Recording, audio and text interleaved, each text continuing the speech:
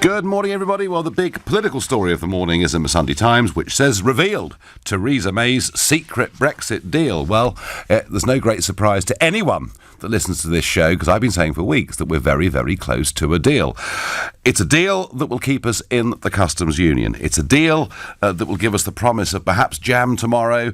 It's a deal where we're going to be told that the Irish border situation is solved. The devil will, of course, be in the detail, and David Davis writes in the same newspaper saying he wants to see the full legal guidance. He wants it to be out there and to be published. And over the course of the next hour or so, we're going to debate, is this deal a price worth paying? But before I get to that and get to you, I'm going to speak to somebody who's seen a lot of political crises in his life. He's a former Minister of State for the Foreign and Commonwealth Office under Margaret Thatcher. He was the Secretary of State for National Heritage under John Major, and he's seen one or two political crises over the years. David Mellor, good morning. Morning, Nigel. Before we get on to the politics of it, David, the news that broke within the last hour was that the former Cabinet Secretary and Head of the Civil Service, Sir Jeremy Heywood, has died from cancer at the age of 56, and Theresa May's been leading tributes to him. I understand that you knew him. Oh, yes, he worked in... he was a senior private secretary in my office when I was Chief Secretary of the Treasury, and then, of course, for the Chancellor Norman Lamont.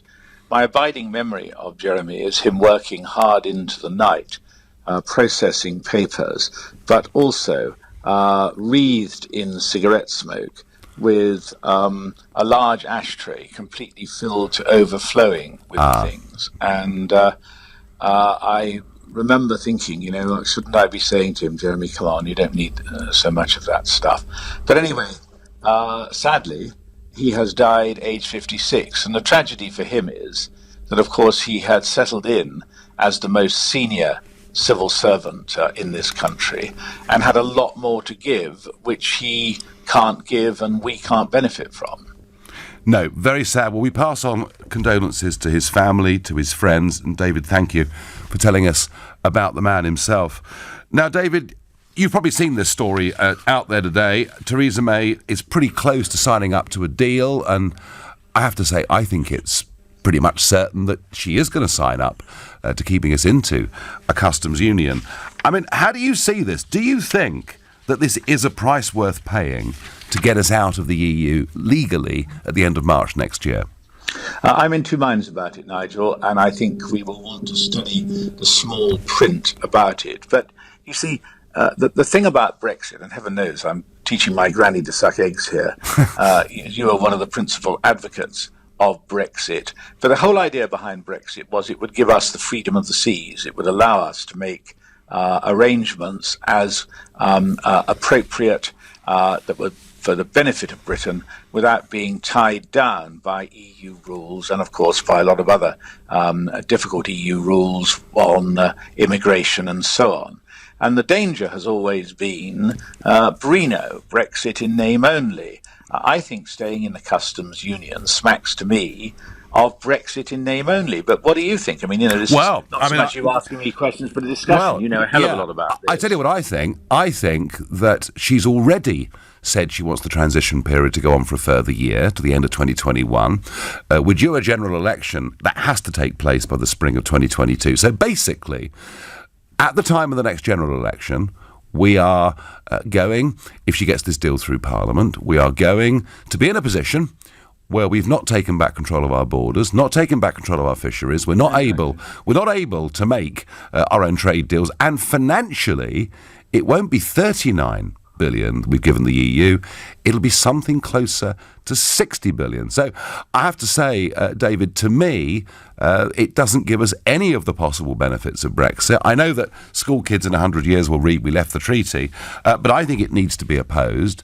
But you went through all of this. I mean, you saw this with the Tory rebels back at Maastricht, and in the end, they towed the line with John Major.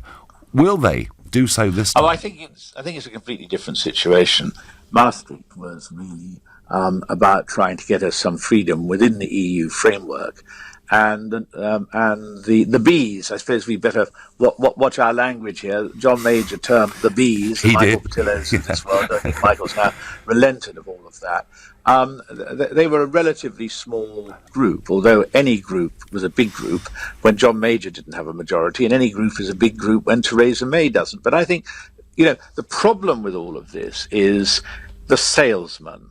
If someone tries to sell you a used car, if the guy seems like a spiv, you're more skeptical. If the guy seems to be, a polished individual who could be your brother, then you might say that car's great and I'm going to buy it. Well, I mean, the problem for Theresa May is that she doesn't have a lot of credibility in either knowing what she stands for and then standing up for Britain's interests in trying to get it. I mean, I was checking through a few of my notes on these matters and came across two comments from her backbenchers, one on one side of the debate, the other on the other, which really sum up the amount of cynicism and scepticism there is on the Tory benches about Theresa May. Johnny Mercer, an ex-soldier, brave fellow, he's a Brexiteer. He said, does she think there's nothing worth fighting for? And I think that gets to the heart of the matter. Theresa May is not a fighter. Remember, she opted out of the referendum campaign. Yeah, she was on the Remain side. And then, of course, benefited from... Yeah. I mean, and if I might just quote the other one, from the other side, Nick Bowles, who's a stalwart thinker of original thoughts, who's a Remainer. But he said the trouble with Theresa May, she thinks one more concession and she'll get a deal. And, that is the worry.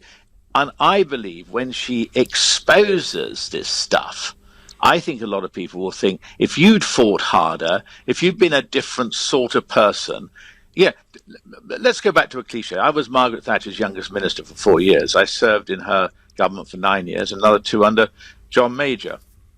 Margaret Thatcher was a fighter. Theresa May is not a fighter. Would Margaret Thatcher be accepting a lot of this guff and what's led up to it? No way. Absolutely no way. Yes. I mean, you can see that. But I mean, what happens at the next election? I mean, I know in 97 that the Conservative Party had been in power for a long time, but it had been very split over this European issue, giving Blair a huge opportunity. But if I'm a Conservative voter that believes in Brexit, and I get to the next election, and I've been told by Theresa May that I've got Brexit, but we've still effectively got open door immigration. We're still paying away money. I mean, couldn't this have disastrous electoral consequences for them? Look, Nigel, this to me, and I started taking interest. I mean, sad life I have led. I started taking an interest in politics in my mid-teens. So I've been politically aware for more than 50 years and politically active for a lot of that time. I have never, ever, ever felt more depressed about the state of British politics. Well summed up. I think it was Douglas Hurd who said years ago, the issues get bigger and the politicians get smaller. And I think when you look at, the battle of the pygmies in the Tory party as to who will replace Theresa May, she's only there because she isn't one of them. And that's why she'll stay, because she isn't one of them. There's no obvious leader with any Thatcherite, let alone Churchillian qualities. But when you cast your eye around the rest of the political landscape, I mean, a Corbyn government would be a complete disaster for Britain. Britain would be led from further left than any British government has ever gone before. It would remind me, I'm old enough to have been a Foreign Office minister before the Iron Curtain fell. It'll be like revisiting East Germany, run by a bloke called Erich Honecker. Do you remember him? Yeah, absolutely. Jeremy Corbyn can be our Erich Honecker. And then you've got the Lib Dems, led by a charming fellow, but now way past his sell-by date. Where are the leaders to tackle the big problems? They don't. No, I think that's a very fair point. But I have to say, I think Mr. Corbyn's chances of getting to power will be increased if she gets this deal through. That's just my thought on it. But another area where leadership is being discussed heavily is, of course, in Saudi Arabia. This new MBS, Mohammed bin Salman, comes in and we're told that Saudi Arabia is going to reform and women start driving. And you know Saudi Arabia well. What do you think the damage is between Saudi and the West after the murder of the journalist Khashoggi? Well, I think it's a terrible thing. And, I've been to the Gulf on a lot of occasions. I first went to the Gulf nearly 40 years ago, and I have always been a stalwart supporter of the Gulf states on the basis they are a bastion against extremism, and it's good to have a friendly hand on the oil pump, as it were. But I look at what's happening in Saudi Arabia and feel deeply depressed. The gerontocracy that has traditionally run Saudi Arabia continues with King Salman, 82, and believed to be suffering from dementia. His son, Mohammed bin Salman, has seized power and seems to be an extremely reckless young man. First of all, destroying the unity of the Gulf by, as it were, putting Qatar onto the naughty step. There may be reasons for that, but on the whole, the Gulf survives best when it is united. This dreadful war in Yemen, cruel war in Yemen, where a lot of country faces mass starvation. And in which UK weapons are being used, David. I mean, things that we manufacture are being used there. Well, but I think, in a way, that's a sideshow. You mustn't, Nigel, just because you're a broadcaster, if you don't mind me saying so, fall into the easy trap of facile comments about a little bit of balance. A little bit of balance, Everything's our fault. Everything is our fault. But look, let me get to the main point. It's my fault for rambling off and giving you a chance to do this stuff and the broadcaster, an objective broadcaster stuff. A cap that fits uneasily, I'm sure you will agree. Well, I'm doing my best, David, But look, not a laughing matter what we now come to. I've never known anything like it in the Gulf, where a journalist who isn't even a fanatic, it's not like he's a fanatical jihadist, but a moderate, principled man who writes about the virtues of Saudi Arabia taking on democratic values. He's lured into the consulate in Turkey. He is then either hacked to pieces or strangled, set upon in a carefully planned operation where 15 men fly in and then fly out. It's an appalling, wretched, violent, vicious thing. And look, I don't care what anyone says. I forget it was in Lewis Carroll character who could believe 50 impossible things before breakfast. But you know what? I cannot believe that Mohammed bin Salman wasn't up to his neck in all of this. No. And my guess, Mystic Mello, predicts that he has enough enemies within the kingdom, including a number of people who were bounced out of the succession by him suddenly announcing himself as the successor to King Salman, thereby breaking the line. I suspect MBS may be on the way out. The only issue is when. But Saudi has lost. Look, Saudi doesn't have a great reputation, let's be honest. Internally, it's a repressive country, women's rights and things like that. I mean, although he now allows them to drive, are alien. Even worse, Nigel, and something that dear old Ken Livingstone of blessed memory, when I used to do a show with him, he always went on about, and he wasn't wrong. The extent to which Saudi money has been used in sensitive places like Pakistan and indeed the UK to subsidize extremist mosques preaching this is the kind of fanatical, and the fanatical view of Islam, which, when you look at some poor woman who had a row with some of her Islamic female friends, and she's now been in prison for 9 years, threatened with death, and they're now saying because she's being let off the death penalty, they're going to sort of do all manner of other awful things. What has happened to reason in this world? And Saudi Arabia has to carry a lot of the blame. Yeah, well, I felt this. I have to say, madrasas in Pakistan. I felt this. I've said this too for some time. And finally, what does Mystic Mellor say? Are we leaving the European Union on March the 29th at 11 p.m. or not? I don't think so, because I think there are too many untied laces. But what I find extraordinary, Nigel, is that Theresa May really doesn't have any idea of leadership. But those who claim to know so much better than her, the Blairs of this world, the Heseltines and all the rest of it, what they should be doing is going to their friends in the EU, instead of lecturing the British government, and they can make one of 2 points. One you will agree with, the other you won't. One point is let us out on a sensible basis, because you, O mighty EU, have as much to lose, if not more, by an untidy exit for Britain than the British do. But the other thing they could be saying is, if they think the British public got it wrong last time and should have another go, they should try and prevail upon the EU to start making the kind of concessions that David Cameron, who thinks he's coming back, by the way. No, I don't think so, somehow. I thought it was April the 1st when I read that in the week. Anyway, but basically, you know, that David Cameron, when the world was young, like a few years ago, David Cameron promised that he was going to go and sort out the relationship with the EU, and if they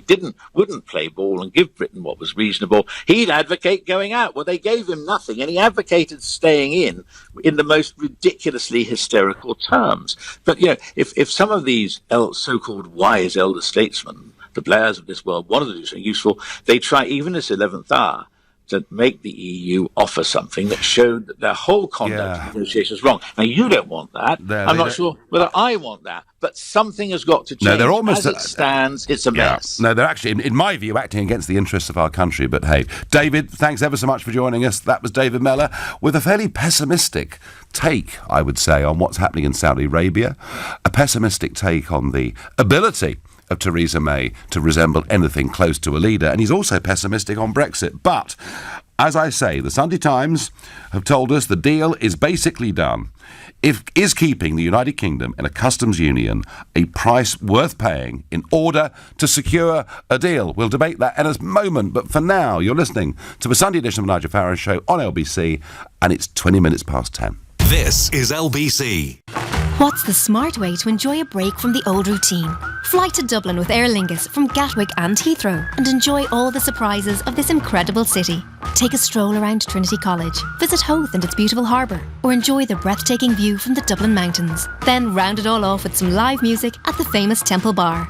Flights from London start from just $32.99 each way as part of a return trip. Smart explores Dublin. Smart flies Aer Lingus. Book now at airlingus.com. Offer subject to conditions and availability.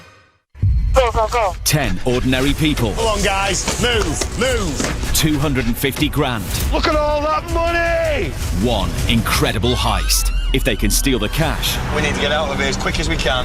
And evade a crack team of real police detectives. Right, can I get on with burying 25 grand, please? The money's theirs to keep. They think they've got away with it. They're not going to get away with it. The Heist starts Friday the 9th of November, only on Sky One. If we catch them red-handed, cigars and croissants for us. It's Prince Charles as you've never seen him before, in a joyously intimate photo album. Free inside Sunday's Mail on Sunday, page after page of enchanting, rarely seen pictures. In an unmissable 70th birthday souvenir edition of Event magazine. Plus, top royal author Angela Levin reveals what's really made the prince happy at 70. Charles's intimate photo album. Free inside Sunday's Mail on Sunday. Would you and your business benefit from a personal approach from your accountant? At Barnes Rofe, of course, our partners have the technical skills needed to offer you first-class audit, tax and accounting advice. But most importantly, we'll work closely with you to help your business grow long-term. Perhaps it's time to see what we can do for you. Arrange your free consultation at barnesrofe.com. Barnes Rofe, clever accountants for business. So I still remember the feeling of walking into my GCSEs. I think the weeks before I wasn't aiming that high. I kind of thought good was going to be good enough, so I didn't really try much harder. But then I remember in the final lesson, we each found a note on our desks. Our teacher had written us personal messages. Mine said, if you're going to think at all, think big. And if you're going to think big, think bigger. I was thinking small, but she inspired me to think otherwise. Teaching. Every lesson shapes a life. Search Get Into Teaching. If you started your own furniture store today, I doubt you'd call it Fishpools. But if the year was 1899 and your name was Ernest Fishpool, well, it was, and he did. Today, Fishpools in Waltham Cross is one of the largest furniture stores in the South East with a huge range of modern and classic styles. For up to 25% off and to view our new season furniture, flooring and home accessories, visit fishpools.co.uk. That's a website, Ernest. So today, our most popular dishes are avocado on toast, or you can have avocado with chili on toast, or there's the avocado with chorizo on toast, or you might like the avocado on toast with peppers, or there's avocado on toast with salmon, or you could try out avocado on toast with lemon.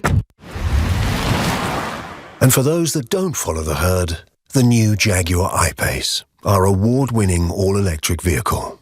Jaguar, a breed apart. Leading Britain's conversation.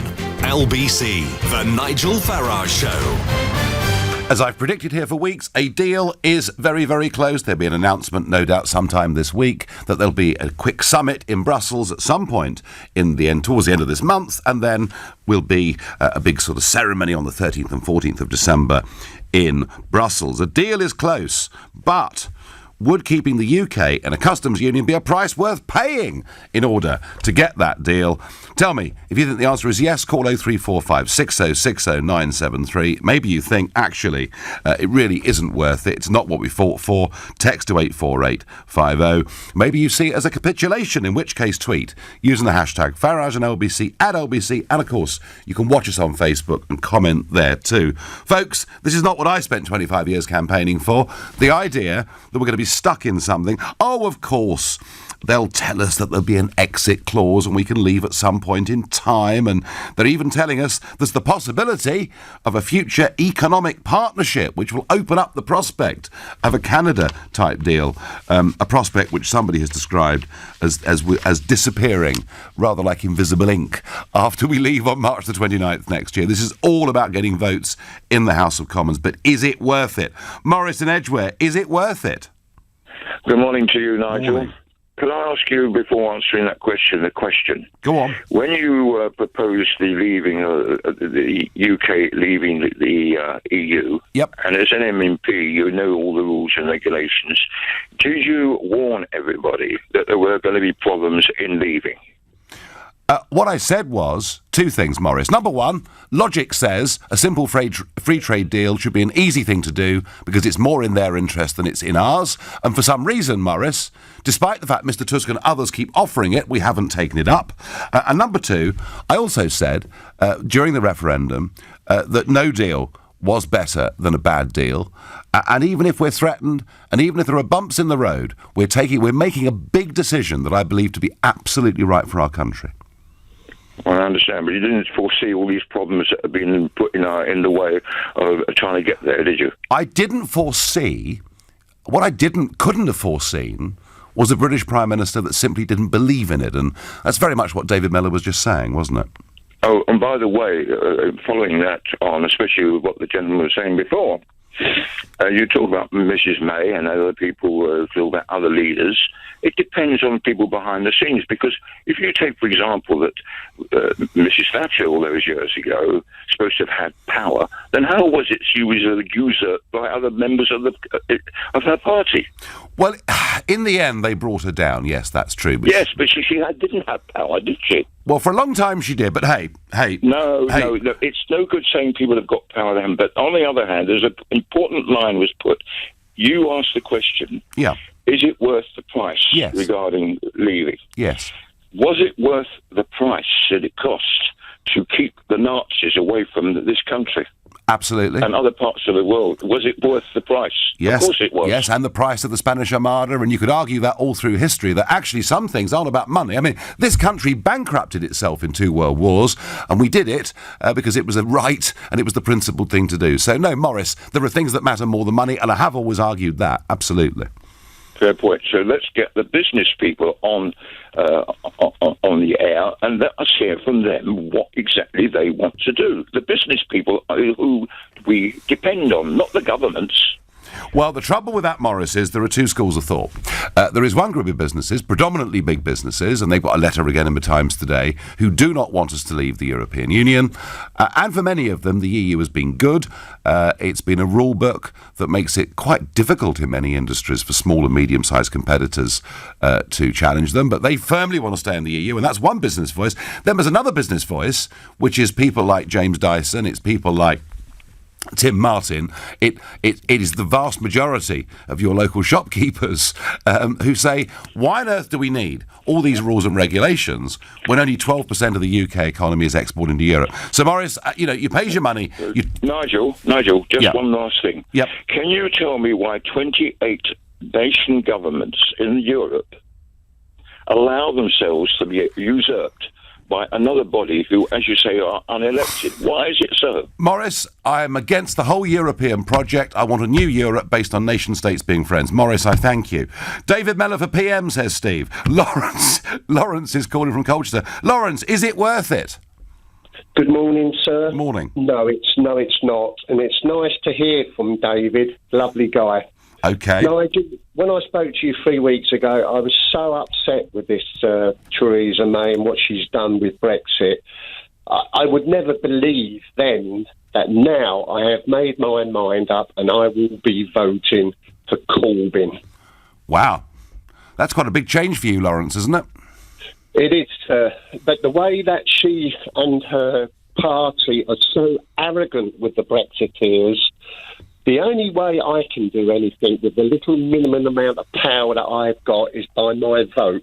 Yep. And there is nobody else except Corbyn. And I'll take the consequences with Corbyn and his government, but I am disgusted with this woman, Nigel. Do you know, Lawrence, David Davis said about a month ago there would be dire consequences if she stuck to this plan, and Lawrence, you are one of those dire consequences, because I think there are quite a lot of people like you out there. Thank you very much indeed. Now, Conservatives very much enjoy what David Mellor had to say. Brilliant, realistic analysis from Mellor. A genuine Conservative. His demolition of Mrs May's leadership qualities was spot on. Chris in Coulsdon, I was surprised. He really was pretty withering about... Well, he basically said she's not a leader, and you can't be more damning than that. Staying in a customs union is not coming out of the EU. On Twitter, basically we're staying in the EU.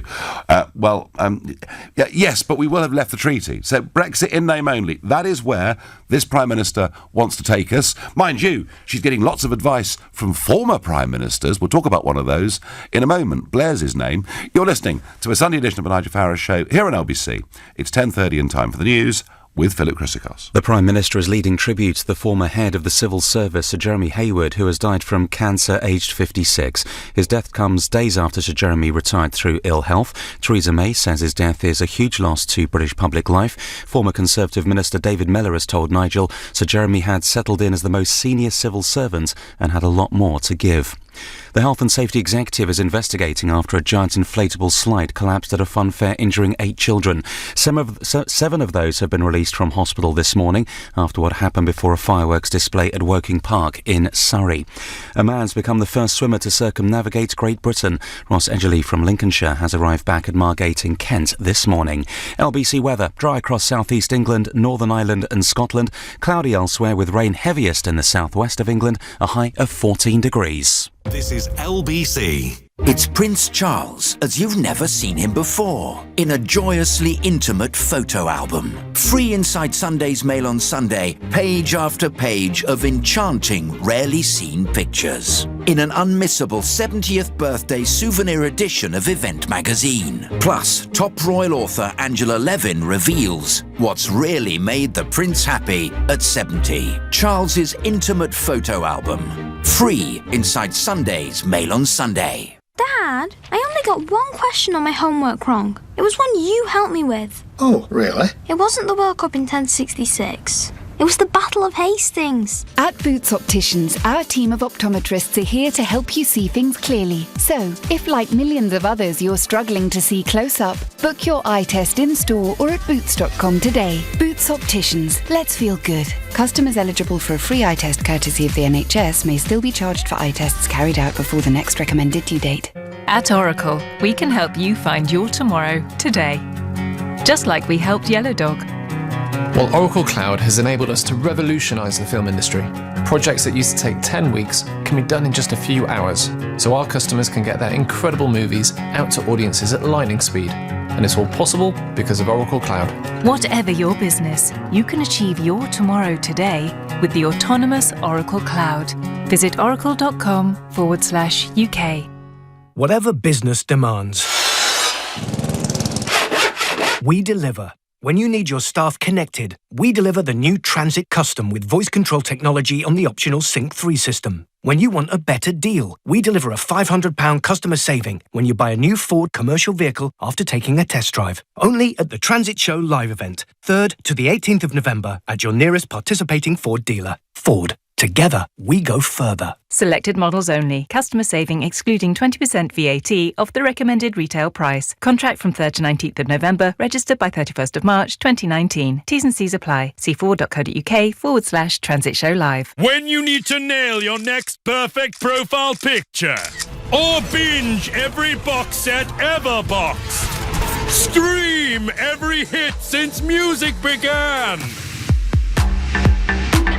Then you need the latest generation of iPhone on Vodafone. Get it now with 100 gig of data on our best ever 4G network. The future's exciting. Ready? Vodafone. 100 gig data on selected plans. Terms and exclusions apply. Visit vodafone.co.uk/100GB data. At John Lewis & Partners, to help prepare you for the longer evenings, we're switching on 20% off selected lighting. Order today by 8 p.m. and collect tomorrow after 2 p.m. at any John Lewis & Partners or Waitrose & Partners store to make your home cosy by tomorrow night. Offer available for a limited time only. At Experian.co.uk, we know being single's no fun. That's why we do everything we can to help you meet your ideal match, your data self. Until I met my data self, I had no idea which credit card was right for me. He was able to show me the ones I was eligible for before I even applied. It really has changed my life. Find out how your data self could help you make better financial decisions at Experian.co.uk. Experian Limited is a credit broker, not a lender working with selected lenders. Leading Britain's conversation, The Nigel Farage Show. Tweet at LBC using the hashtag #FarageOnLBC. So Parliament is going to face a big choice at some point before very long. Do they back the Mrs May deal, which basically keeps us in the customs union, possibly for quite a long time? Is it, for Brexiteers, a price worth paying? And I've had a few of you on already saying no. But interestingly, I'm not getting many of you calling 03456060973 saying it is, because the other opinion is there should be a second referendum or we shouldn't be leaving at all. And this middle way that Mrs May's trying to pursue has, the last time I looked, got the support of only about 10% of the country. Now, one of those firmly on the other side of the argument is, of course, Tony Blair, who writes in today's Observer, and he's basically saying that MPs should vote down any Brexit deal in Parliament and push for a second referendum. And he says, in a warning, if they fail to do so, there will be a backlash from voters that will last a political lifetime. Mr Blair, I don't think you have any idea of what the political backlash will be that could last for a very long time if you force the people of this country into voting again because you think they're a bunch of cretins who didn't know what they were doing. Oh, there'll be a backlash, all right, but it won't be on the side that you think. That's certainly my view. And that comes amidst the news that Tony Blair has cost the taxpayer £1 million over the course of the last decade. And this is an allowance of up to £115,000 a year that former Prime Ministers can claim to help them carry on with their public work. And there is a big argument over this because no receipts have to be required. We did in fact change the rule and extend it from Prime Ministers to include Deputy Prime Ministers. So Mr Clegg has been a recipient of it as well. Slightly by the by, but it is interesting how hard Blair is in campaigning to stop Brexit at all costs. I still very much think that the view of most people in this country, whichever way they voted, is why don't we just get on with it? Iris in Thetford, is this a price worth paying? I mean, Iris, if we've left the treaty, historically it's quite a big moment, isn't it? It is a big moment, but it's absolutely not a price worth paying, Nigel. I think that the government have set this up almost from day one when they prevaricated over implementing Article 50. I think, I was very pleased when we won the referendum. I'm a big Brexiteer, but as soon as that happened, I just thought this is the start of a slippery slope, and I think it has been. I'm really sad to say that. Yeah, no, I was saying quite sort of, just a few months after her Lancaster House speech, I was saying the great Brexit betrayal has begun. I certainly feel that's where we go. Iris, let's put it to you like this. Imagine yourself sitting in the House of Commons with your passions and beliefs. If you vote against this deal, you risk the other side forcing an extension of Article 50 and then a second referendum. Now, I'm going to ask you, would that be a risk worth taking for Brexit MPs? I think if they didn't take that risk, I think they're on a loser anyway. Because I think this is our one big chance. You've kept saying that yourself, Nigel, all the way along. Yep. This is our one big chance. Yep. And I think if they stuff it up, and I think we'll never get another chance. So I think they have to be brave here. And really, the Brexiteers really need to stand strong. And take that risk, Iris. They have to, Nigel. What else can they do? If they don't, we're sunk anyway, aren't we? Because the prevarication will just go on. OK. Iris, thank you. And Iris saying they've got to stand up for their principles. Alf in Halifax criticises me. Why are you giving Blair the oxygen of publicity? Just ignore everything he says. Well, Alf, I'd like to, but you can't get away from it. Like him or not, he is still a significant global political player. He just is. A lot of you think Mellor was very, very good today, and I think his comments on leadership in particular are what have really struck home. And he's basically said that in both our main parties there's never been a time when we've had such a very poor quality to choose from. And one of you, D, agrees by text and says, when the history of this period is written, it will show we had the worst generation of politicians in modern history. Victor is calling from Kempston in Bedfordshire. Good morning, Victor. Yes, hi. So, is Mrs May's deal the right approach? Is it, from her perspective, the only approach? Well, I think there's been a problem right from the start, and as you pointed out, and others, you're dealing with an ideology. This isn't normal negotiations. As far as the Treaty of Rome is, the Treaty of Rome is holy scripture. Yep, it is. As far as they're concerned. Oh, it is. And the four freedoms, as they keep repeating, are not negotiable. So when you come up against that, then and also you'll find within the treaties a lot of inconsistencies. Article 4 says that they respect the political structure and identities of member nations, but in practice they don't. Yeah, and Article 8, I think it is, says that they must try and strive to have the best relations possible with other countries. So, as you've also said, this is a club where you join but can't leave. And Hotel California. Yeah, I've lost you. You've left. Oh, well, hey-ho. There we go. Let's go to Weybridge in Surrey and speak to Gary. Gary, good morning. Good morning, Nigel.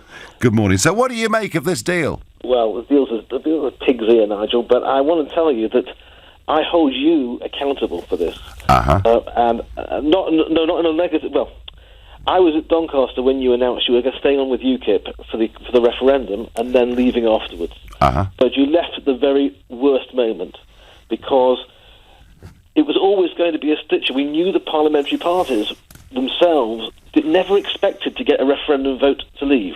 Never expected it. That's why the Referendum Act itself was such a disastrous act with no action to follow. Right? It was just, we'll have a vote, and that was it. And that's why we ended up with Gina Miller in court, because it gave Parliament no right to act of itself.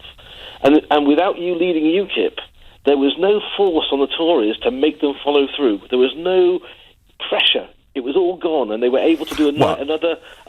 I think, Gary, the truth of it is that post the referendum, I think the electorate took the view that UKIP had done its job, and I certainly, wanted to be involved in any way I could. They didn't want me to be. So I kind of felt, Gary, at that moment in time, I'd done my job. No, but that's the whole point. And it was always the conference. It was the job was getting the vote. That was the easy, but relatively, that was the easy part. The hard part was always going to be this bit, because those who didn't want to leave weren't going to walk away from the fight with their tail between their legs, and they have the hands on the levers of power. And the only way to fight this, the only way was to keep a throttle on the necks of the Tories to make sure they followed through with a really clean Brexit. Now, it's well, Gary, UKIP's. I mean, hang on. UKIP's finished. UKIP still exists. It's got a lead. No, it's finished, Nigel. UKIP was you. I joined, I left whatever party I had because it was you and what you'd achieved over 20 years. Yeah. And I think when you left away, what happened? Ex-Labour Party members of UKIP shot back to Labour, ex-Tories shot back to Tories, and UKIP was left then with the Scouse fellow, and it was the whole thing was a. I have to say, Gary, I don't think if I'd led UKIP into the general election of 2017, I could have made much impact at all, because the public basically said, "We've done it. Why are you still campaigning, Nigel? It's done. We're leaving." That's what the public believed. Now, of course, it has not turned out that way at all. Gary, I wasn't going to be like Arthur Scargill and try and make myself leader for life. And I felt I'd done my bit. But, Gary, I take the criticism. I understand it. You're not alone in saying that, but I'm very pleased that I got out when I did. Robbie is calling from Edenbridge. Hi, Robbie. Morning, Nigel. Nice to morning. talk to you again, Yes. man. Don't forget I know your father, so be careful. Well, but anyway. I know Robbie, and it's his and it's his birthday today. So yeah, as you mentioned him, so there we are. Give him my very best wishes. I certainly will. Nigel, again, I will say thank you from the heart of my 80 years or whatever. Now, here's a little paraphrase for you. They need us more than we need them. And if these knowers keep on just blabbing on about why can't we get out this, why can't we have hard. Do they really think the EU is going to give up one of its best payers just like that? Of course not. They're fighting us every way, everything they can, and because unfortunately, most of the things we bring up, they're there ahead of us, ready to say no, no, no, and I'm reasonably happy. I have no problems with Mrs. May. I'm very happy. All right, she was a Remainer, okay, but I think she's a decent, honest woman, and she will do what the nation, 17 million of us, asked to happen. But she's not, Robbie. I'm sorry, she's not. This, signing us up to a customs union for an indeterminate period of time is not honouring the Brexit vote. And you make the point, Robbie, about how important we are as a marketplace. Yeah. Why she hasn't. And I know they've used the Northern Ireland excuse to terrify her, but why we are not pursuing a Canada-style trade deal, or if they don't want that, just leaving. That's what we voted for, Robbie. She's not really doing it, is she? It does worry me, this, but my feeling is once we're out, that will start the domino effect, because there's plenty of other countries are happy to leave. All right, so leaving the treaty then, that's the big thing for you. Yeah, absolutely. Okay, no, thank you, and that's what Michael Gove thinks, I believe, and perhaps many others too. Well, I have to say, opinions divided. Someone there in support of the Prime Minister. You're listening to the Sunday edition of the Nigel Farage Show here on LBC, and it's 10:46. LBC at the weekend. Majid Nawaz. One thing they knew from those days onwards was how to play the media. Omar Bakri Muhammad was seen himself as a pantomime villain. Nobody took him seriously. Meanwhile, under our noses, he was radicalising an entire generation of British and European Muslims. Leading Britain's conversation. Majid Nawaz. Today from 12 on LBC. Join Clive Bull every Sunday evening from 6 for the Consumer Hour on LBC. Joe in Bromley says if you're doing a hotel booking, it's made online, but there's an error found when checking in at the hotel. Which organisation is responsible? So your claim there lies with who you booked with, so it's the booking company. However, if you are out there, I would talk to the hotel directly. The Consumer Hour on LBC with Which. Impartial advice, investigations and reviews. Keep questioning. When you build your own website with GoDaddy Website Builder, you've got all the tools you need to make your idea real and get yourself noticed. Improve your rank on search engines, reach out to your customers with email marketing, take online appointments, boost your social media presence. And best of all, you can build and edit your site from any device, which means wherever you are right now, you could also be building your website and making your own way. Unless you're driving, in which case you should pull over first. Try Website Builder for free at godaddy.co.uk. The Volkswagen Caddy from just £179 per month on contract hire now comes with 2 free services. So instead of spending your money on this, you could spend it on this. Or even this. Incredible offers to help your business thrive. Search Volkswagen Caddy to find out more. Volkswagen Commercial Vehicles. Working with you. Business users only, excluding VAT at 20%, over 36 months. £1,074 initial rental. T's and C's apply. No ownership. Until the 2nd of January 2019. Volkswagen Finance. How did you sleep last night? At John Lewis & Partners, we know that sleep is personal. So if you get a little chilly in the evenings, our cashmere bed throws and cosy nightwear might do the trick. Or if you struggle with the darker mornings, a light alarm might soften your wake-up call. Order today by 8 p.m. and collect tomorrow after 2 p.m. at any John Lewis & Partners or Waitrose & Partners store in time for bedtime. Of course I love her, like only a mother can.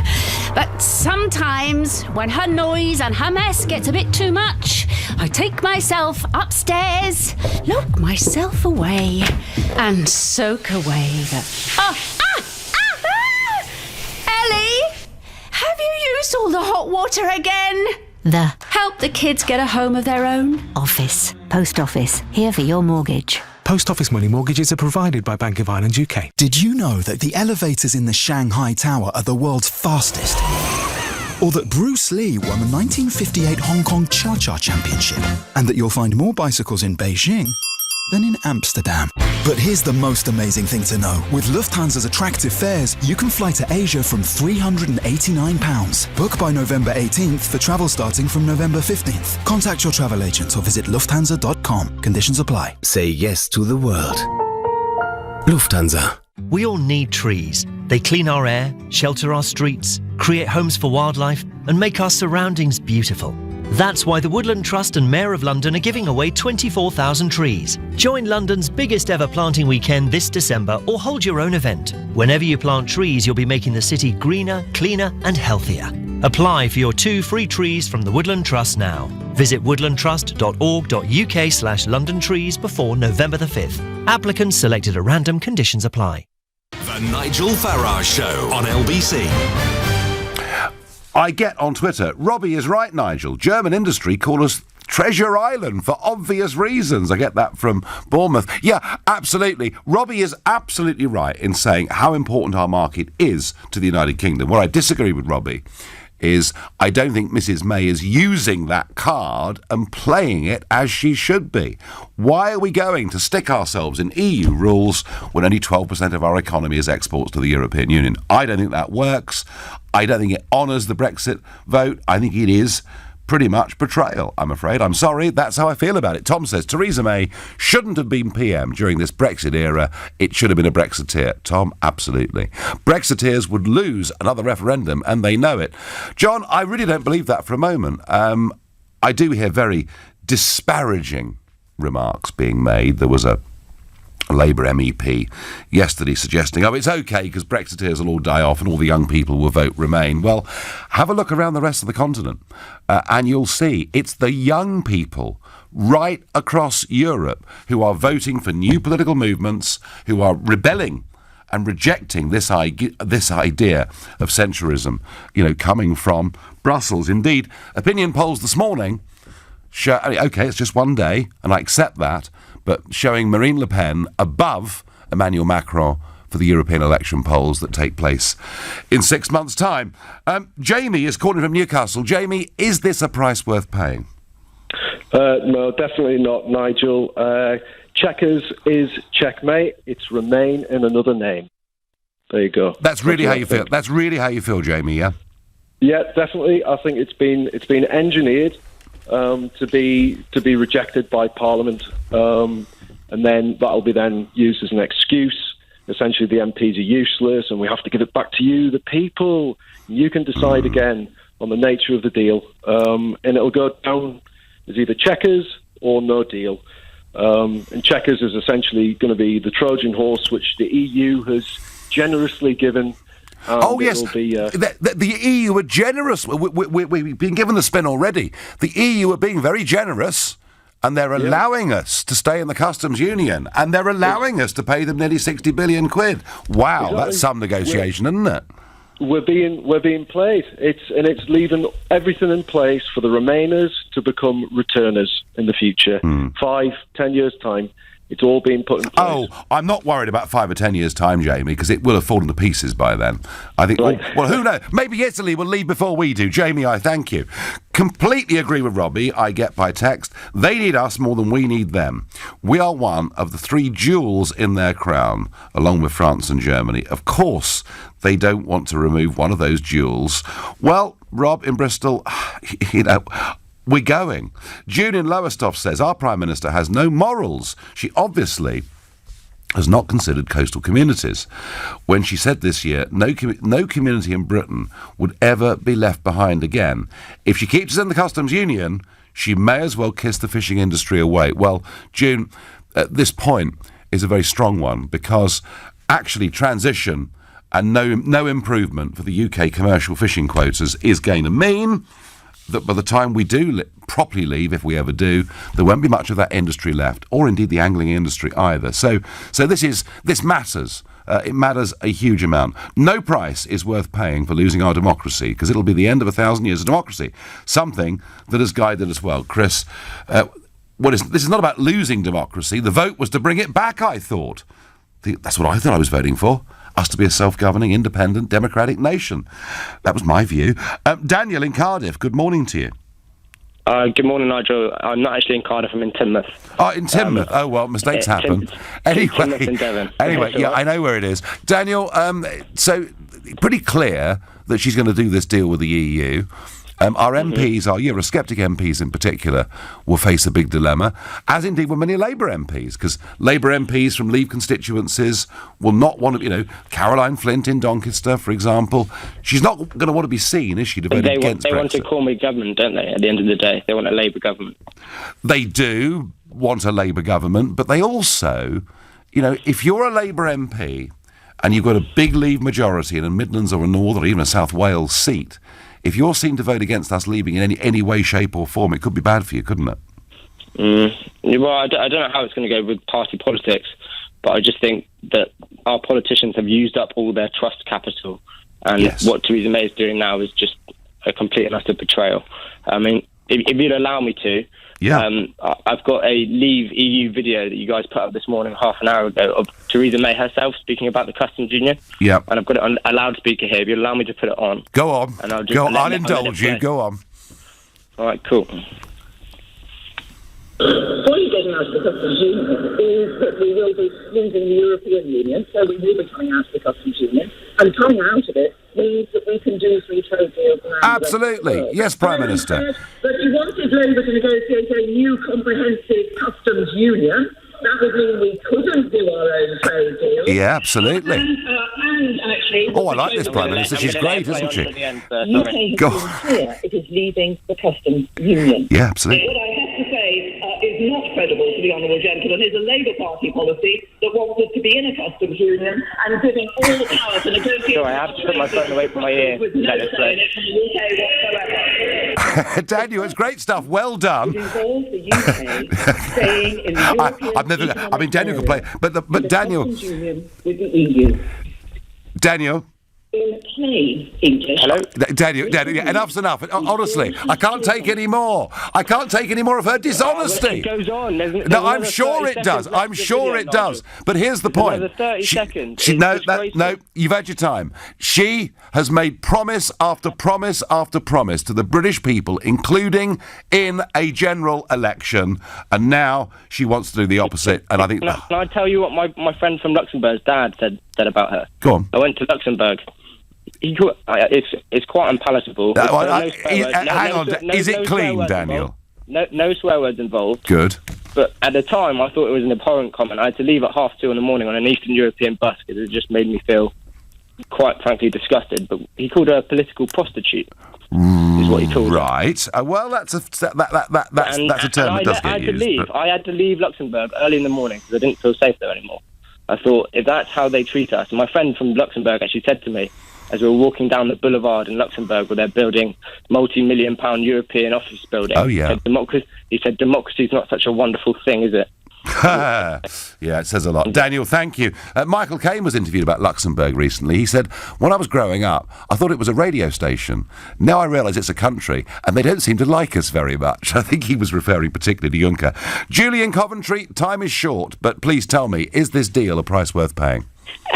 No, I think it's terrible. But I wanted to ask you, Nigel, what would happen? I'm not 100% sure the way it works. If they put, instead of either of the two choices that you've given, what would happen if they put in a leadership challenge? If everybody that was to leave went behind a one leaver. Well, they haven't got the guts to do it, Julie. They've had chance after chance to do this, and they've never, ever managed it. I just wondered if that's what they were waiting for until they can't really sidestep it anymore. They've got to do something for the sake of the country. It may come to that, but they don't seem to be terribly brave, Julie. And it seems to me that loyalty to party seems to matter rather more than loyalty to almost anything else. Julie, David Mellor said how disenchanted he was with our political leaders. I feel the same. Do you? Well, I actually have joined the Conservative Party in the hope that it would go to a leadership challenge. Okay. So at least I could vote. But I think there's quite a few people that feel in the same boat. So if only they would put it to their members, I would vote for a leave at Brexiteer any day. For Brexiteer? No, Julie, I'm sure many others would. Thank you, everybody. This one will run and run. We're heading to the vital few weeks for Brexit and the key vote not that far away. Now, Donald Trump conceded the other day that the Democrats could take power in Tuesday's midterm elections, but Trump tried to reassure supporters by saying, don't worry about it, I'll just figure it out. This midterm test is a real big battle for who stays in control of Congress.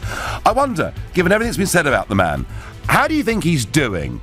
If you think he's been awful, call 0345 60 973. Maybe you love him, in which case text to 84850. And maybe you've got a prediction for what will happen on Tuesday in America in the midterms. Tweet using the hashtag Farage and LBC at LBC.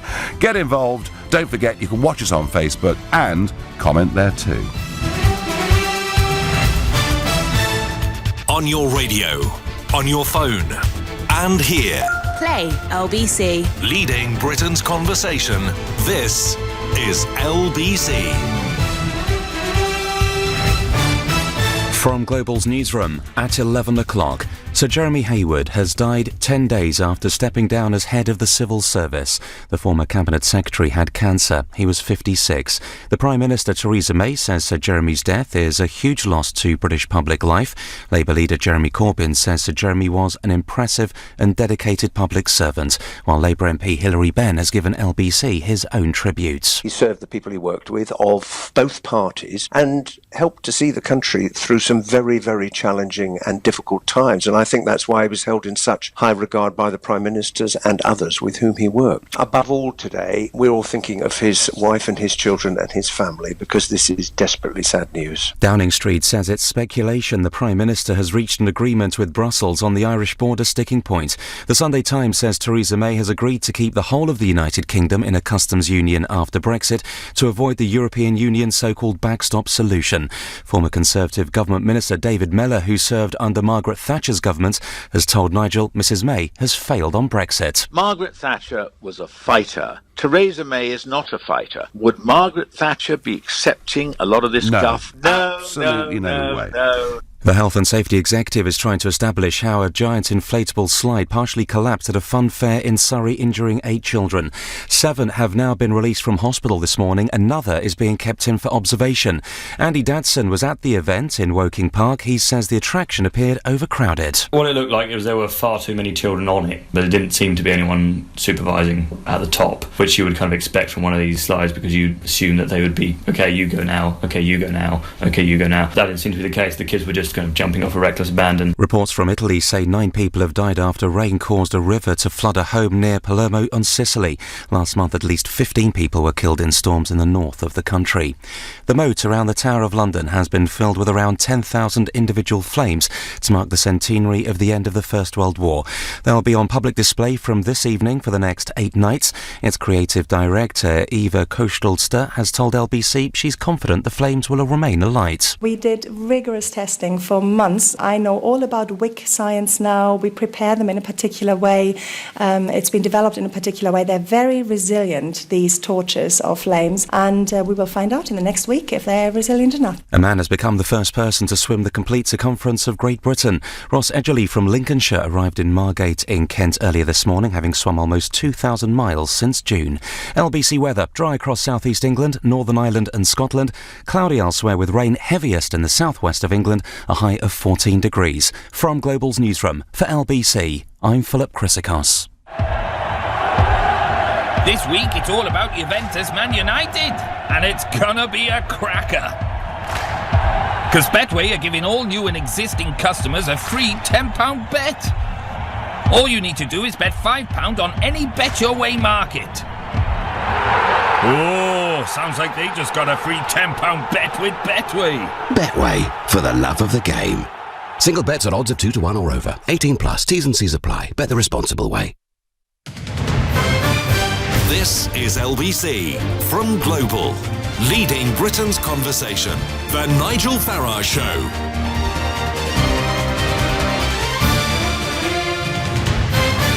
Tuesday is a big day in American politics. It's the midterm elections. Let's just exactly go through what is happening. You have the House of Representatives, the lower house, and all 435 seats are up for grabs in the elections on Tuesday. The current situation is there is a majority in there for the Republicans, but the Democrats would only need a net gain of 24 seats to win a majority. In the Senate, there are 100 seats. At the moment, unbelievably, it's 51-49 to the Republicans, and 35 of those seats are up for election. The general consensus is that in terms of the Senate, Trump will keep control, but in terms of the House, he will probably lose control. Even he himself conceded he might be in for a tough time. And the way this whole American system works, it's a series of checks and balances, and ever since about 1826, incumbent presidents, be they Republican or Democrat, tend to have very bad midterm results. George W. Bush, one of the few people that bucked that trend with the elections taking place in the wake of the 9/11 attacks. So it's a very, very tough time. They have a form in America of postal voting, rather like us. It's called early voting. And as of close of play Friday, 40 million people had already voted, which is a record in terms of numbers participating in early voting at this stage. Interest in this election is huge. Passions are running very, very high. Let's listen to Donald Trump speaking about his main issue at a rally in Montana. You saw these caravans. They don't want that caravan. And by the way, 4 others that are forming. Okay? In countries that we give tremendous amounts, hundreds of millions of dollars a year to in aid. Right? Not anymore. They don't do anything for us. They talk. They talk. They don't do for us. And that's about it for them, because I tell you what, I've had it. They call up, oh, we're working so hard. In the meantime, Honduras and El Salvador and all these places, it's horrible what they're doing to us. It's horrible. And Mexico's trying, but I think maybe they could try a little bit harder. What do you think? You think? But I will say these people were vicious, and they broke through into Mexico, throwing rocks and stones. This is the second caravan, which is made up of some very tough young people. Very tough. Criminals in some cases. In many cases. They'll say, do you have proof? Yeah, I have proof. They threw stones in the police's face. They hurt Mexican police. they hurt Mexican military very badly. They broke through. You saw it. It was on television. It was terrible. And so Mexico is trying. They are trying. But we're different. We more than try. We have our military now on the border.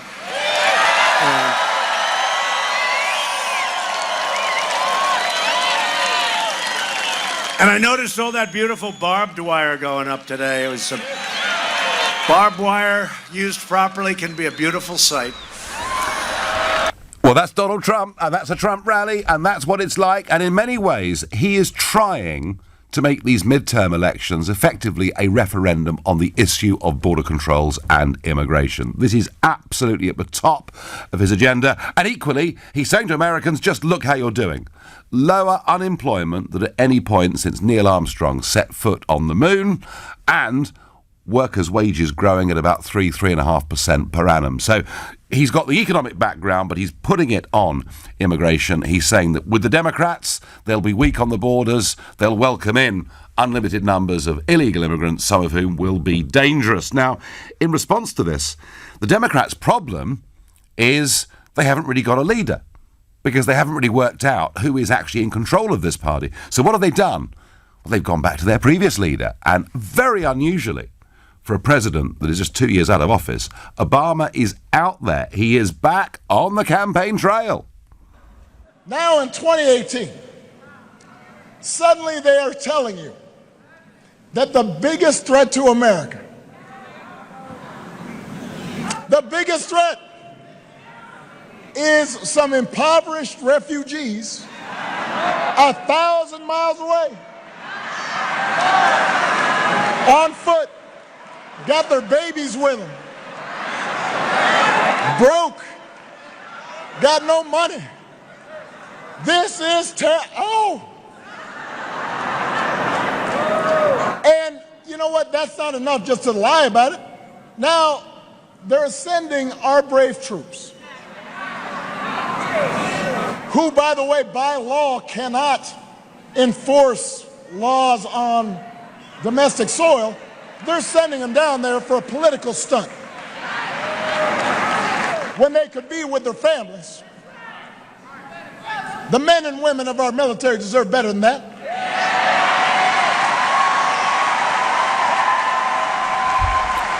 That's not patriotism. Well, there you are. Obama in full flow. And really, there you've got it. There you've got the two sides of this argument, the two sides of this debate, and remarkable that Obama has had to come back out of retirement to do this because the Democrats don't have anybody. Now, Trump's poll ratings have been up and down. Some indications they've fallen a bit over the course of the last week, but he'll keep pointing to growth at 4.2%, and he sent the army, and this caravan will not get in. Is it going to work for him? There's a former mayor of New York called Ed Koch, and he used to, every day when he was mayor, walk down the street and just say to the public, how am I doing? How am I doing? Looking for feedback all the time. And I'm asking you, how do you think Trump's doing? We're 2 years on. I can't think there's ever been, well, there hasn't ever been an American leader that's received more negative publicity in this country than him. How is Trump doing? And if you think he's doing dreadfully, he's even worse than you feared, then let me know on 0345 6060 973. Or maybe you just love him and you'd love to be at one of those rallies because you think it's all very exciting, in which case text to 84850. And any views, any thoughts on how he's doing, or even how are the Democrats doing? Why can't they find a leader? Tweet using the hashtag Farage and LBC, at LBC. Comments, of course, welcome on Facebook too. Ben from Bristol, a regular caller, is on the line. Hello, Ben. Nigel, we're together again. Hello, nice to hear from you. Calling from Babylon. There you are. From Babylon. Oh, yes. Bristol, the liberal capital of the UK. Can you hear me? Yes. Can you hear me? It is. It is. Clear, Nigel. Now, Ben, you've been a bit of a Trump fan, haven't you? You know, we've spoken about it before. Do you know what, Nigel? I was just thinking when I got in, I can't even remember the last time I spoke to you what the big problem was that Trump had that time. I actually can't even remember. And I said to you, it'll be water off a duck's back, he'll get through it. You know what I mean? They were talking, we're going to impeach him in a couple of days. Well, it could have been water off the duck. It was Stormy Daniels. It could have been like porn stars. It could have been all sorts of things, couldn't it? Yeah. It comes and gone. But as in spite of all of this, we are watching easily a guy who's done more in 2 years than most presidents do in two full terms. When are people going to wake up? Just swallow a bit of pride. It's so nice to be a Trump supporter like I am and to be willing to admit it without shame or fear. Well, do you know what, Ben? I want to stick with the winners. This guy's done an amazing job. Do you know what, Ben? I'm with you. I'm with you. I was I was very, very early out there in this country saying this guy's going to win, and I supported him, as you know, and I still support him. I know his style is a little bit off-putting to some people. Comments about beautiful barbed wire, not necessarily always hitting the mark. But I think he's doing great things, I agree with you. I just wonder, Ben, do you think the perception of Trump in this country may just have changed? There may be a few more like us out there now. A few closet. They're like the coming out of the closet. Well, it takes a lot of guts because a lot of people turn on you. Either people just turn on me the moment I support Trump. They go nuts. They can't cope with it. They short circuit. If you go out in Bristol and sort of say quite loudly in a sort of a wine bar with a vegan restaurant or whatever, and you say, we've got plenty of those. Well, no. That's why I say it, because I know that in Bristol. And you said you were a Trump supporter. What sort of reaction would you get? Well, I mean, I've walked down through little cafes in the basement. They're doing like resist Trump movements, but I just smile and go to the bathroom. Look at what's happening. I mean, also, I'm a Christian. Do you know how many millions of people are praying for Trump? They love him over there. They love what he's doing because he's putting back in values that a lot of the conservatives and the Christian types out there really appreciate. And it makes the nation more wholesome and more blessed. And the Democrats, they're floundering. No, they're in a mess. They're in a mess. They're going to wheel. I've heard they're going to wheel Hillary out for the next one. I mean, I don't know if this is true, but you know what, Nigel? Let's have a prediction here. I think you're going to get a Trump win all round on Tuesday. Well, Ben, thank you for your call. Thank you. Let me say this about predictions. This will come down to about 20 districts and probably margins as tight as 200 to 300 votes in 20 districts across the states. The stakes are incredibly high, and yet the number of voters who actually are going to make this huge difference are really very, very few. Anyone that says they can predict what's going to happen on Tuesday, I think they're a fool. Nobody can. All I would say is Trump is very good at being lucky, isn't he? He's very, very good at surprising people again and again and again. This massively increased turnout of early voting says something's going on, but nobody knows exactly what it is. Thomas says, best president we ever had. Christopher says, Obama was once a hero of mine, but not since the Brexit intervention.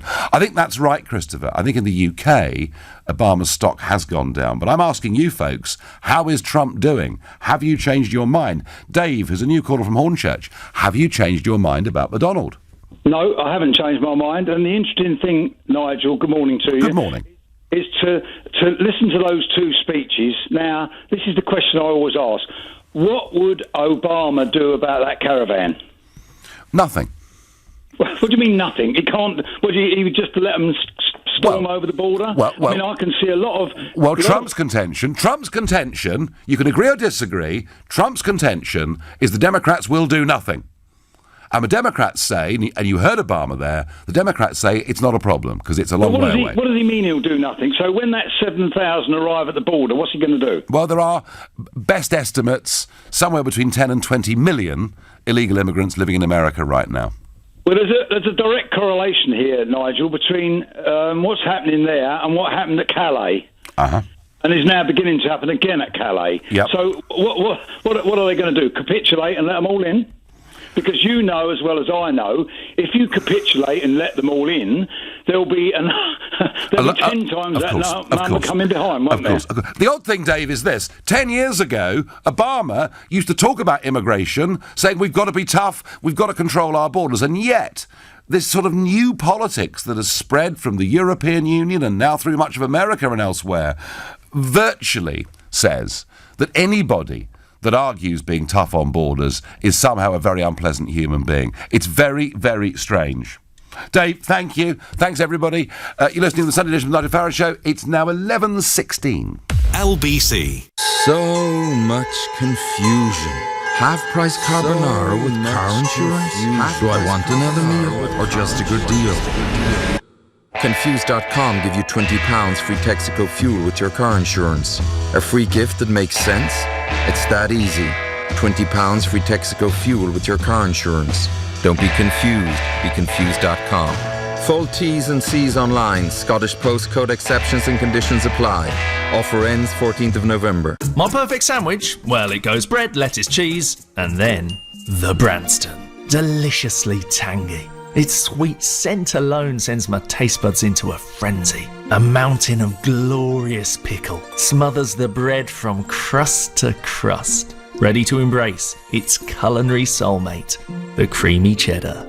Then cut it in half and you're done. Try new Branston Smooth in a jar. All the great Branston taste without the chunks. Bring out the Branston. Heart disease, heart disease, heart disease. Heart disease, heart disease, heart disease, heart disease, heart disease, heart disease, heart disease, heart disease, arteries, arteries, arteries, arteries, arteries, arteries, arteries, stroke.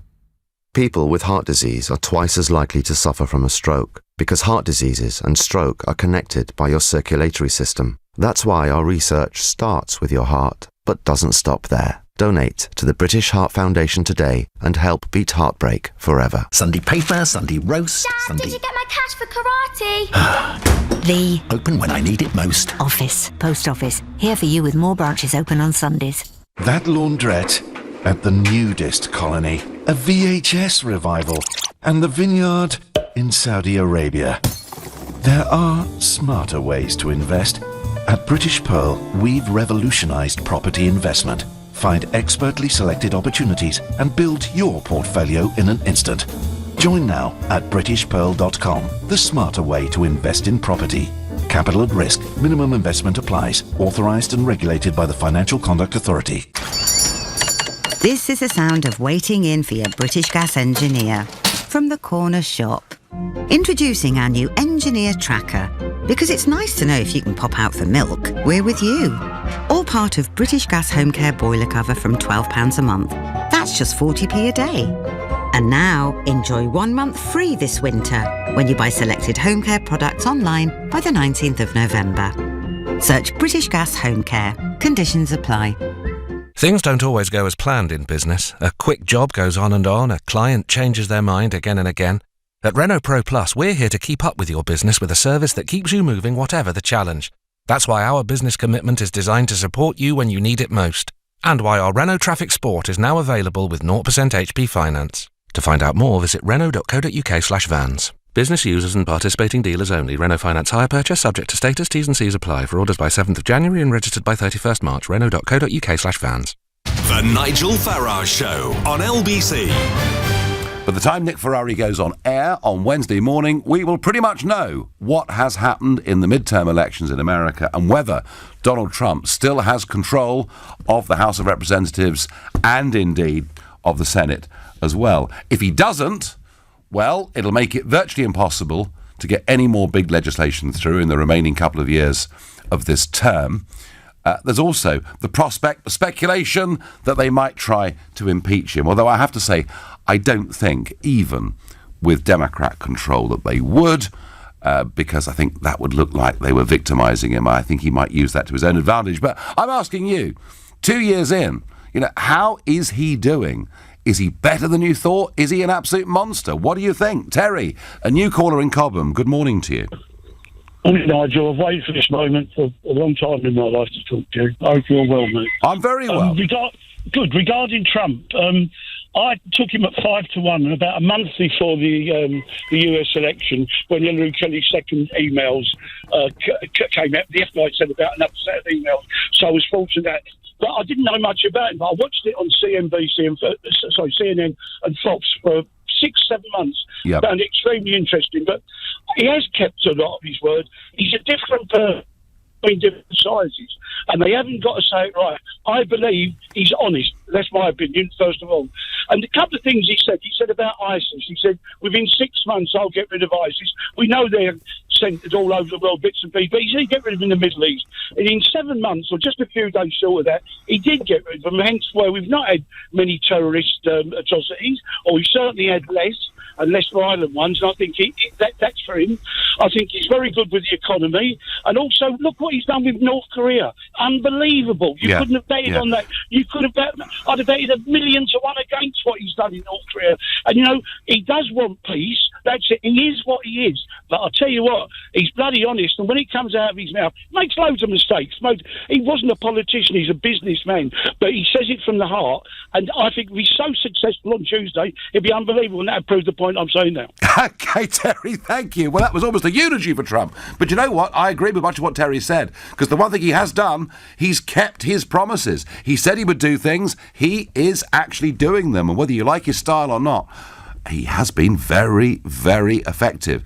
The trouble is, he does wind people up a little bit, doesn't he? He does say things that enrage other people. Look, if you think I've got this wrong, please, 0345 6060 973. John is a new caller from Finsbury Park. Good morning, John. Yeah, hi. Morning, Nigel. It's a pleasure talking to you this morning. Pleasure to have you on. So, how is Trump doing? Do you think he's better or worse than you imagined when he started? He's much better than I thought. He's absolutely a fantastic man. He's a leader. He's not a politician. Most of these guys, they are politicians. You know, in the build up to the election, when Trump was on the podium, on the panel with all these other politicians, they all borrow money from Trump. Yep. In a spit of a moment, all of them disappeared, and Trump was like, he and Hillary was the only one running. He's not a politician. He's a businessman. He understands how the world works with business, and he's delivering. And most people said that, you know, Trump is racist and all of that. Yep. Trump is a man, you know, have a level of integrity. If you look at most politicians today, they have no integrity at all. They're not supposed to point fingers at Trump. In terms of the economy and how America is doing, I've been to America numerous times. Trump is a fantastic leader. You know, wow. I'm a black British, and I can say to you that, you know, I support Trump 100%, and you as well, Nigel. I think you're supposed to go back in politics and lead this country. Well, John, we'll have to see about that, but we're discussing Trump at the moment. And John, so when Trump first got elected, did you feel slightly nervous about him? No, I don't feel nervous at all, because he's not a politician. Okay. Obviously, the previous president, you know, he partied in the White House. He done all this shebang and all that kind of stuff. But you go to Chicago and you see how people are suffering. Yeah, no, you know, absolutely you haven't done much for a lot of black people in America. But no, and one of Trump's big pitches here is that black unemployment, you know, has come down very, very quickly indeed. John, I thank you for your call. I have got this on Twitter, listening live from South Carolina. Trump is a treasonous coward, a national disgrace and a global embarrassment. He's a lying con artist for the gullible. Nothing he's done is good for America, only for himself and his rich friends, says Robin. Robin, it's very early there in South Carolina, but good morning to you. Robin, let me just say this to you. He has reduced unemployment. Wages have gone up, and you can argue, of course, that he inherited a good economy, and that's true, but he has brought a certain confidence to it, and those tax cuts have made a difference. You may not like to hear that, Robin. I believe it to be true. You can always ring us, 0345 6060 973. Might cost a couple of bob, but hey, let's go to Peterborough to speak to Majid. Good morning to you. Morning, Nigel. How are you? I am very well, thank you. Great, mate. Remember when I spoke to you about the sanctions the EU threatened the president with? Yes. And what I said they picked on the wrong guy. Yes, that's right. I do remember that. Yeah, right, there you go. Well, let me tell you, 2 years ago, when I announced to my family that I was a Trump supporter, I think they must have thought I'd got dementia or gone mad. my three lads looked at me, and all the family looked at me in absolute horror. Trump, I mean, they just went, they couldn't believe it. Now, 2 years on, my three boys, actually, they said, you know what, Dad, you were right. He actually does what he says he does. Isn't it a shame that we can't get somebody to do the same here? Yes, absolutely. Majid, absolutely. And I think you're right, as you say, admitting to the family you like Trump, or sort of a few years ago saying you were thinking of voting UKIP, and they call the doctor. That's right. I mean, my granddaughter called me a racist, basically. So my mum, she said, you can't vote for UKIP. I said, no, they're not. I mean, the thing is, people, it's a knee-jerk. You have to analyse a person to see what he's actually doing. Cut away the media and all the biased outfit and concentrate on what he's doing. And he's actually appealing to the vast majority of ordinary people rather than the elite or what you'd like to say. No. I mean, Magic, I think your three sons, for the purpose of this call, are our litmus test. And I think there is a shift in this country. I think more people now, respect Trump than did a couple of years ago. Magic, thank you. Going to move to Newcastle to speak to William. William, good morning. Yes, Trump's got his good points, but he's been weak in some very important things for this country. In that when he first came to power, he was opposed to any hydrocarbon sanctions against Russia, which was, the Nord Stream and the Germans and us getting cheap Russian natural gas. Yes. And he was forced to back down on that, and then he showed a picture of his cryptic signature on it, and all that. He backed down. I think he's done the same. In many respects, like he said, he's against these stupid wars, but he's got himself all tied up in Syria and things like that. So in some respects, he's actually being controlled. Well, I think, William, William, in terms of airstrikes, and one or two things he's got involved in, I mean, he has not taken America into full all-out war, as many of his predecessors had done, but he has done some things militarily that concern one or two of his supporters. That is certainly true. But in general, William, he has kept a lot of promises, hasn't he? Well, I think he has. I mean, I even sort of backed him up a bit. I think we needed somebody like him in this country to stimulate our own manufacturing industry and things like that. Again, look after the real working class rather than getting diverted into all these little left-wing trendy causes and so on. So from that point of view, he has done some good, but I'm still concerned that we're no farther forward to solving our energy crisis and all that. We could be now being forced to buy from the United States about four times the cost or something like that. Well, the cost will be determined by the world market, not by the USA. Let me assure you of that. Although you could argue that the sanctions that are coming in on Iran help to keep the oil price pretty high. Trump has gone for US natural gas, coal, etc., and America, oil too. America is becoming an exporter in energy, and I guess for blue collar jobs in America that's great. If you're worried about global warming, it's not so great. William, I thank you very much indeed. This caller hasn't got a clue. He has yet to make a speech without a proven lie. He is dishonest, sexist, racist. That's a very short list. Imbecile.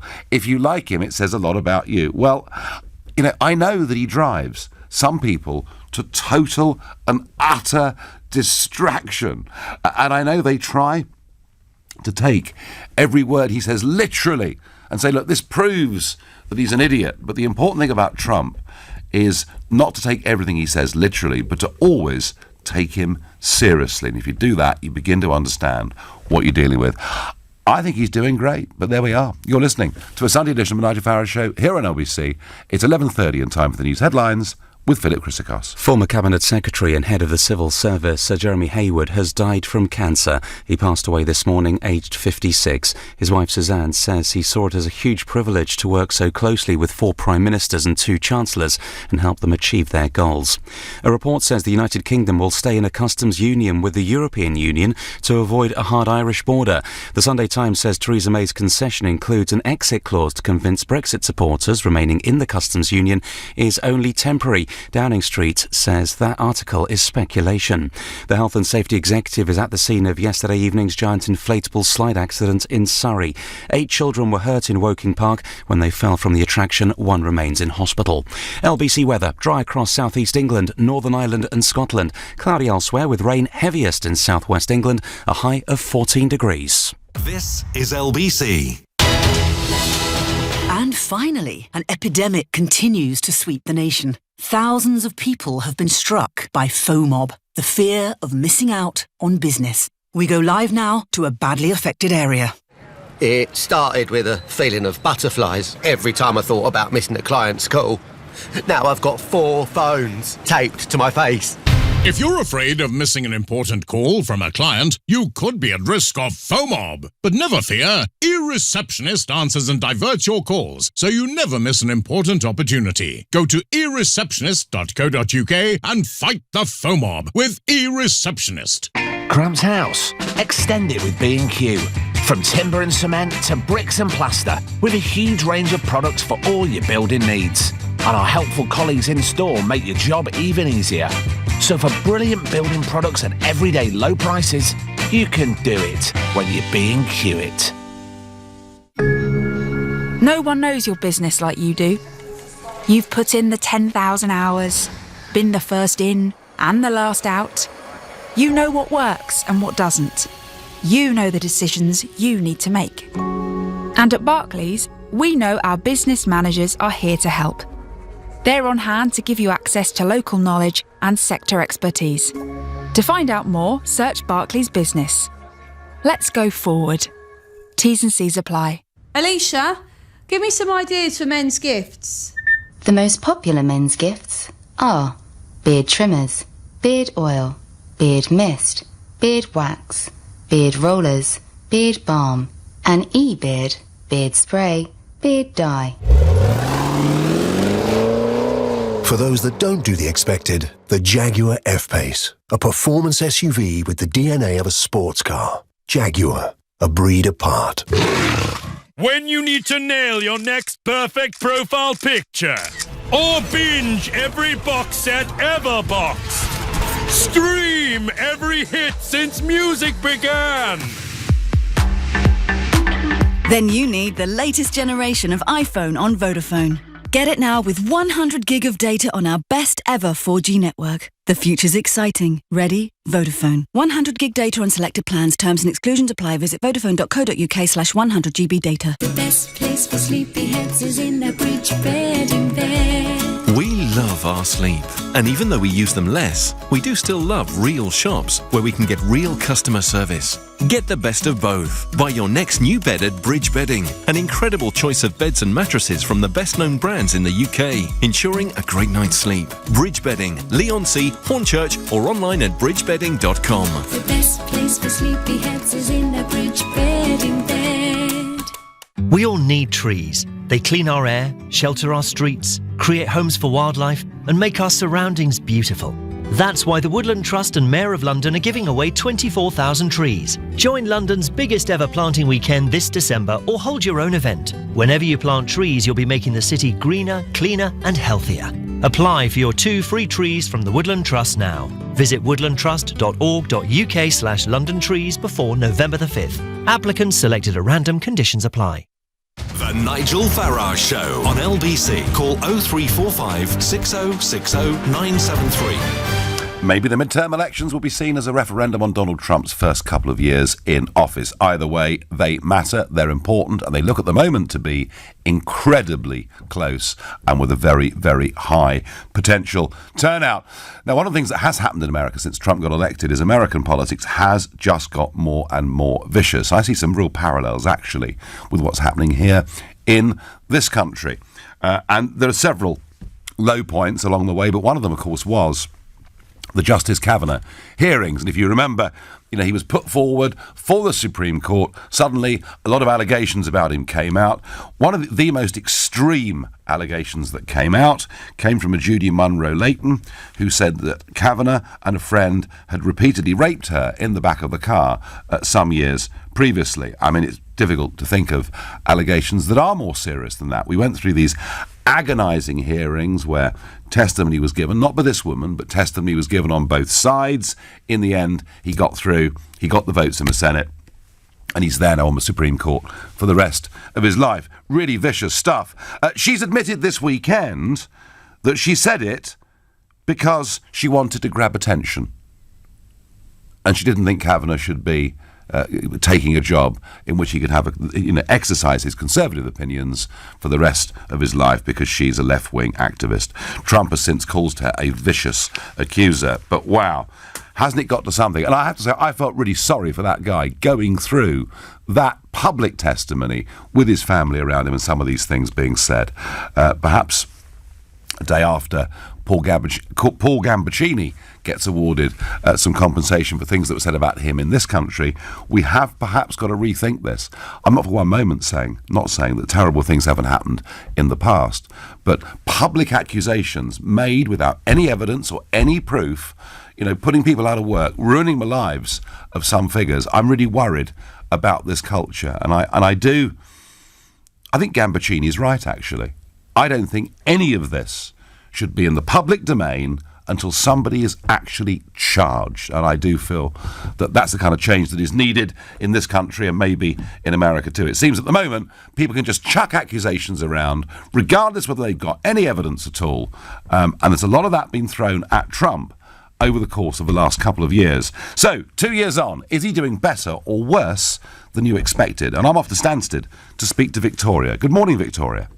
Good morning, Nigel. It's a pleasure to speak to you. 2 years on, I respect you, I respect Trump, and I am a centrist, a conservative voting centrist.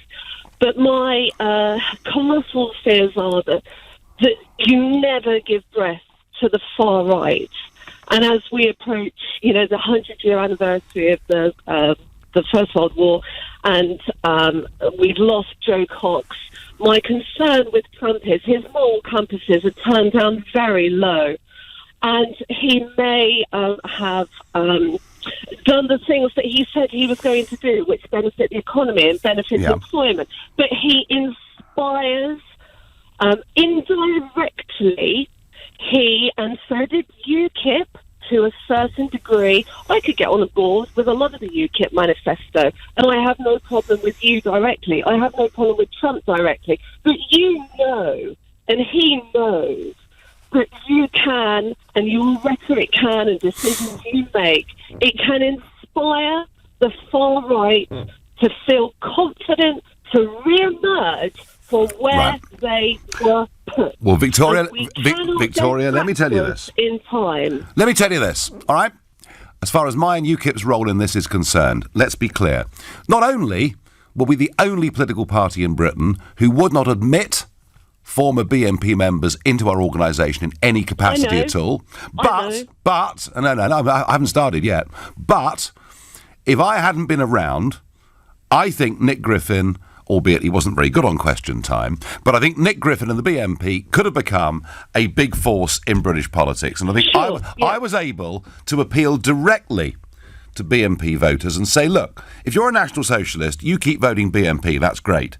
But if you're not, and you're doing it because you just want to stick two fingers up to political correctness and much of what's happening in your communities, then come and vote for me. Nobody, Victoria, nobody has done more to break down the far right in British politics than I have. All right, so I feel very strongly about this. No, I couldn't agree with you more. And I am a tremendous fan of yours.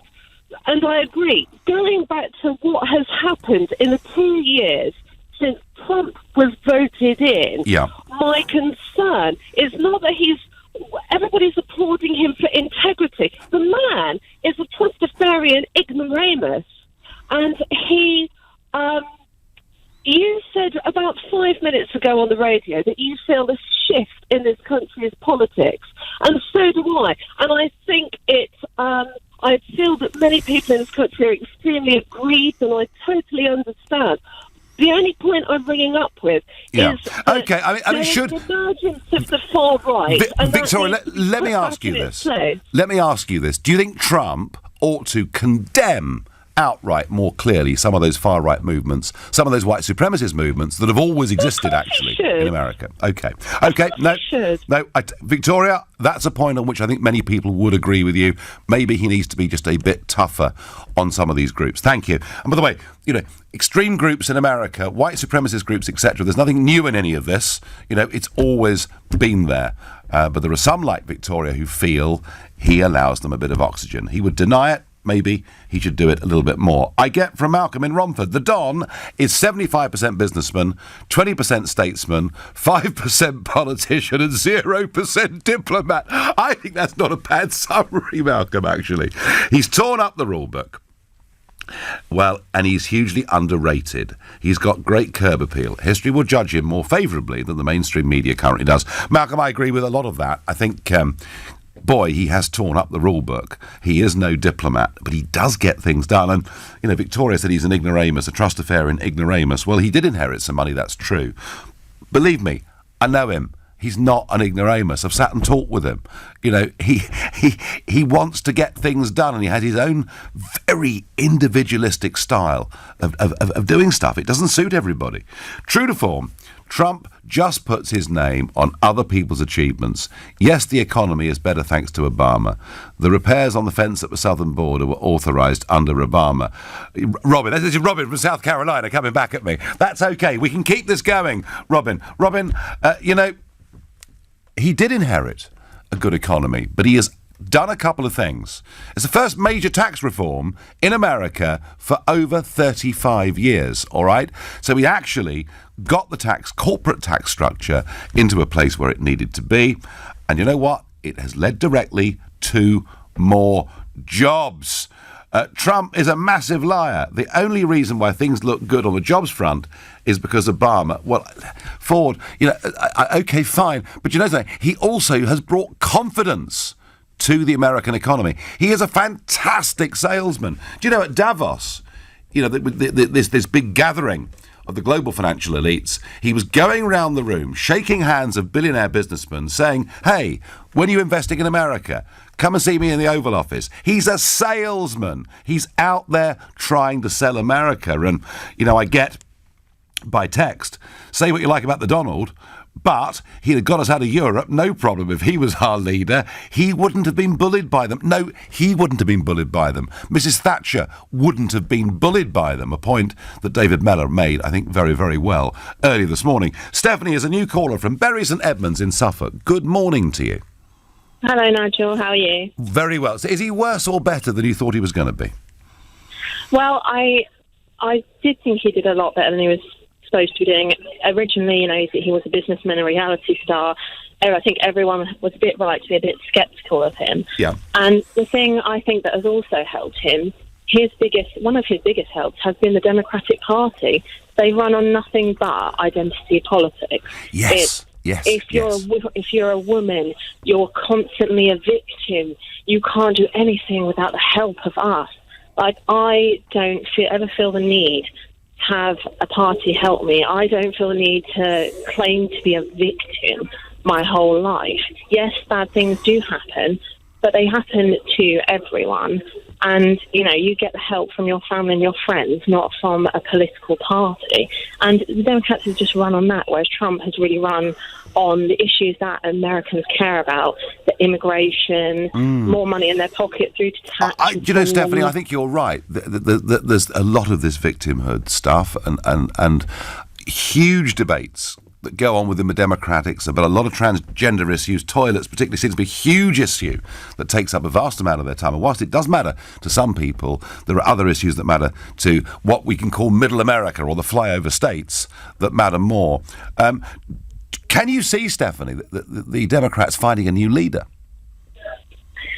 At the moment, unless they have someone who wants to run on most issues, no one's really standing out. They need what was basically is the old Democrats to come back. And then, I tell you what, Trump will have a harder time running in the next election. But the thing is, you know, Bernie Sanders is, I think, 78, Joe Biden's 75, Hillary's 72 or 73. Exactly. And maybe what the Democrats need is a complete generational shift. You know, let's see. Yeah. Let's see. I was going to say, well, they're not going to have... this socialist woman, because she's not going to make it any better for them, is she? Oh, the new one in New York. No. Well, actually, there is a mixture in the Democrats. They have picked some hard left candidates. Equally, they've picked some very centrist candidates in order to take on the Republicans in some of these seats. And so they've also got sort of, you know, ex-army veterans, etc., standing for them. It's going to be a fascinating race. Stephanie, thank you. You're listening to the Sunday edition of the Nigel Farage Show here on LBC, and it is 11:45. Coming up at 12 on LBC, Majid Nawaz. Vegan activists are planning a wave of protests against the meat industry targeting butchers, abattoirs and farms. Are militant vegans becoming radicalised? Majid Noirs on LBC. So much confusion. Half-price carbonara with car insurance? Do I want another meal or just a good deal? Confused.com give you £20 free Texaco fuel with your car insurance. A free gift that makes sense? It's that easy. £20 free Texaco fuel with your car insurance. Don't be confused. Be Confused.com. Full T's and C's online. Scottish postcode exceptions and conditions apply. Offer ends 14th of November. 5 stars. What else can I say about this amazing laptop? Well, it's amazing. Stylish design and the battery goes for ages. It never runs out. But what's really amazing? Never even used it. That's right. I get paid to write fake reviews. Amazing. Beat fake reviews with a Which membership. Our product reviews are independent and impartial. No brand can influence our recommendation. Search Which to find the facts and beat the fakes. Which? Keep questioning. Suspect security? Protect it with B&Q. The Yale SR320 wireless smart home alarm is just £250 and available for 1 hour click and collect. So, for brilliant security products at everyday low prices, you can do it when you B&Q it. 1 hour click and collect. Restrictions apply. We all need trees. They clean our air, shelter our streets, create homes for wildlife, and make our surroundings beautiful. That's why the Woodland Trust and Mayor of London are giving away 24,000 trees. Join London's biggest ever planting weekend this December or hold your own event. Whenever you plant trees, you'll be making the city greener, cleaner and healthier. Apply for your 2 free trees from the Woodland Trust now. Visit woodlandtrust.org.uk/London trees before November the 5th. Applicants selected at random. Conditions apply. Universal Credit is opening up work for thousands of people across the country. It provides support for people out of work or who start on a low income and comes with your own work coach to provide help and advice. Universal Credit can top up your wages and payments won't stop just because you work more than 16 hours. So it can open up lots more job opportunities and makes temporary or part-time work a great place to start. Universal Credit, opening up work. Find out more at gov.uk/openingupwork. Finance for Business is the finance broker you can depend on. Their team of professionals can help you secure bridging finance, development finance, and commercial mortgages. Working with hundreds of lenders, they'll help you select the right solution for your project and stay from the start to the end and beyond. Finance for Business, because broking is the new banking. Visit award-winningfinance.com. Today in the gym, our popular classes are yoga with Lucy, baby yoga with Ben, hot yoga with Howard, cold yoga with Claire, Ashtanga yoga, Iyengar yoga, or try our brand new class with Lucy and Mark, lukewarm yoga. For those that don't do popular choices, the Jaguar E-Pace, a compact SUV with sports car DNA. Jaguar, a breed apart. What's the smart way to enjoy a break from the old routine? Fly to Dublin with Aer Lingus from Gatwick and Heathrow and enjoy all the surprises of this incredible city. Take a stroll around Trinity College, visit Howth and its beautiful harbour, or enjoy the breathtaking view from the Dublin mountains. Then round it all off with some live music at the famous Temple Bar. Flights from London start from just $32.99 each way as part of a return trip. Smart explores Dublin. Smart flies Aer Lingus. Book now at airlingus.com. Offer subject to conditions and availability. The Nigel Farage Show. Text 84850. It's 2 years since Donald Trump shocked the world by getting elected as US President, and on Tuesday he faces his biggest test to date. Some would argue it's a referendum on Trump. It's the midterm elections. All the seats in the House of Representatives are up and a third of the seats in the Senate are too. It's going to be a very close call. It's going to be really, really important. You'll find out the results on the Nick Ferrari Show on Wednesday morning. But from this side of the pond, you know, his election was greeted, I think, I say almost universally, because there were some that supported him, but pretty much universally with horror. 2 years on, is he doing well or doing badly? And I'm asking for your perceptions of this. Caroline from Hants says, like him, love him, support him, whatever. His statement that not to worry, as he'll work it out, is just what's needed. What a leader. Well, there you are, Caroline. Some people do see him as a great leader. Others see him as a bit of a monster. I mean, Tony from Milton Keynes says, Trump is a traitor to the US Constitution and a sower of hate speech. Well, I get one here on Twitter. Sue says, I'm an expat, got my US citizenship. Trump is doing a brilliant job over here. So, as ever with Donald Trump, very strong emotions. Will is a new caller from Walworth in South London. Good morning to you.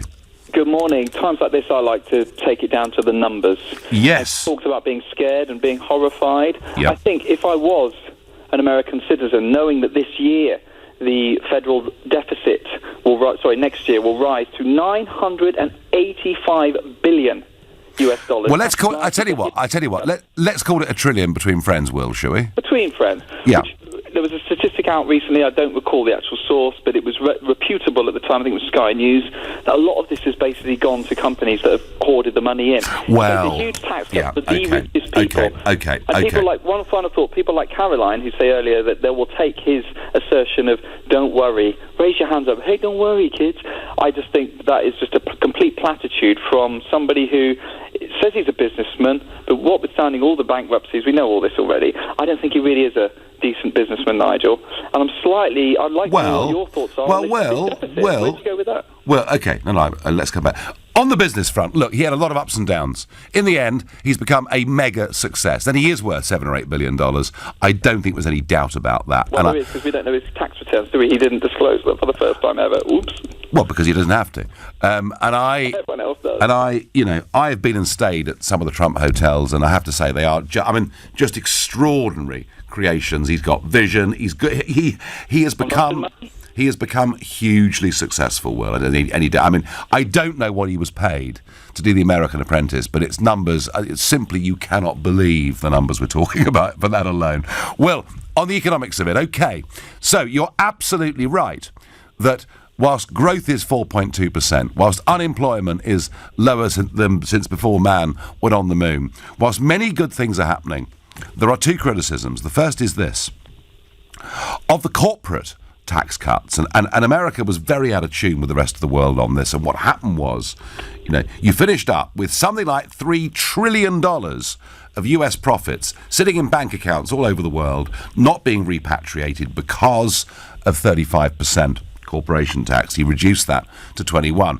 A lot of money has come back, and some of it has come back into direct investment, and some of it has come back and given workers Christmas bonuses. But a lot of it has come back and been used in the form of share buyback. So, Will, I have a slight problem with that as well. On the deficit, you're right, he's running a big budget deficit, just as Thatcher did in the early days, just as Reagan did in the early days. The belief, Will, is that what you do is you create an economy that booms so much that you finish up with big surpluses and you start to pay down that deficit. And that is what Thatcher actually was doing for the last few years of her tenure. Does that make sense, Will, or not? It does it makes sense in theory, and I vaguely recall that it was under the Tony Blair years we actually were paying off some debt. I'm old enough to remember the 3G licenses of Spectrum on the, in the mobile phone licenses, and that went straight on the national debt. But I think the problem is, in general, these things, we're heading towards some sort of crash now, aren't we? People say, statistically, on 10 years. Do you know, Will, if that crash in 2008 was caused because there's too much debt around, if you look now at personal debt, corporate debt and national debt across the world, it's about double what it was back in 2008. There we go. So at some point, there is going to be a very, very, very unpleasant turn in the world economy. I don't think it's just yet, but at some point it will. And what America's got to hope, and what Trump's got to hope, is that he's able to get to a position of surplus and start paying some of that debt back. We'll see. These cuts, though, will then filter through the various ways that you just outlined and the ways that have been mooted about, I think, and eventually that 900 million deficit will be eased, if raised ideally, but eased via increased expenditure from those cuts, essentially. Yeah, look, ordinary folk have had a small tax cut in America as well. The corporate one was the big one. Not all of it's gone to the right place, Will. I accept that. It's difficult, but I think also America was just so outdated in terms of its corporation tax rate that they had to do something. It's not a perfect word. Will, you raise a very, very fair criticism. I'm amazed at you, Nigel. You rave on about Trump. Have you lost your marbles? Anne, well, Anne, if you've been listening to me for the last 2 or 3 years, you'd know that I don't rave on about Trump. I'm prepared to accept. Of course, there are criticisms of style, and I just talked about corporate tax and the way in which it hasn't quite worked out, perhaps, as some would have liked. But would I prefer him to Hillary Clinton, who wanted the European Union not just to be strong, but to basically expand? She wanted America to join a hemispheric common market. I know I'm happy where I am. Let's go to Taryn, who's a new caller from Kenton. Good morning. Hi, Nigel. It's a pleasure to talk to you. Welcome. So is he better than you thought or worse than you thought 2 years on? Well, to be fair, I think he's always been good. I mean, he was liked in New York by all the lefties down there before he started running for presidency. So, suddenly everyone changed their tune. So, some would argue, Taryn, that actually he was for more years a Democrat than he's been a Republican. Yeah, I mean, he's done a lot for New York as well, and he's always been a favourite for the celebs and the rappers out there. Always mention them in their rap videos, etc. But now suddenly they want to post videos of them assassinating him and things like that. So it's funny how things change. And, I think he has made some breakthrough with the black community, because it's been a very difficult issue for the Republicans. Definitely, yeah. 85% of the black vote in America has been going Democrat, and there is evidence that Trump is making some inroads there. Yeah, I mean, I wouldn't call anyone who says that they speak on behalf of the black community viable at all. They don't speak on behalf of the black community. He's done more for the black community than the people who claim to be on behalf of them. Okay, so you're pretty impressed, aren't you? Yeah, I mean, look, at the end of the day, he's not a politician. I think it all comes down to what the media think of him, because they seem to control everyone's opinions these days. And I noticed that I consider myself someone who's been like red-pilled. I don't know if you heard of that term. Red-pill? What does that mean? Basically, what it means is that you stop believing the crap that you hear in the media. Oh, right. And you start doing your own research. Okay. How old are you, Taryn?